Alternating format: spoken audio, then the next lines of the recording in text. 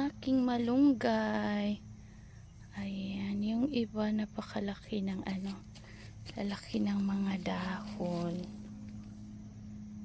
Ayan, sinaharvestan ko na to sa nakaraang araw. Ayan. Ang luto pang sahog sa ating chicken tinola. Ayan, at kumakain na si Aiden ngayon. Yung bunso ko kumakain ng malunggay. Kaya ayan. Malamig na kanina. Hindi ko alam paano anong gagawin natin dito. Ito lang kasi ang tumutubo na tanim kong malunggay at dito pa sa sa labas. Hindi ko alam kung mabubuhay ito pag bubunutin ko. I-transfer ko sa pot. Siguro kasi mamamatay din naman siya kung hayaan ko dito sa labas. Kaya siguro parang sugal na lang.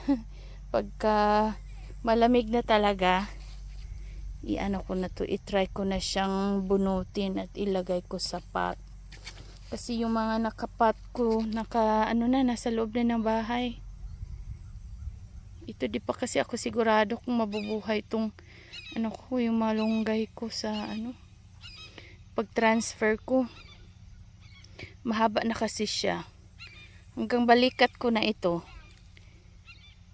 Hindi lang masyadong halata sa sa video. Pero na yan. Matangkad na siya. Ayan. Thank you guys for watching. Ating mga kapo gardeners. Lalo na dito sa Amerika kasi bihira lang po yung mga nag-garden talaga. Ayan. Yung mga mahilig sa gulay at lalo sa mga malayo sa Asian store. Ayan.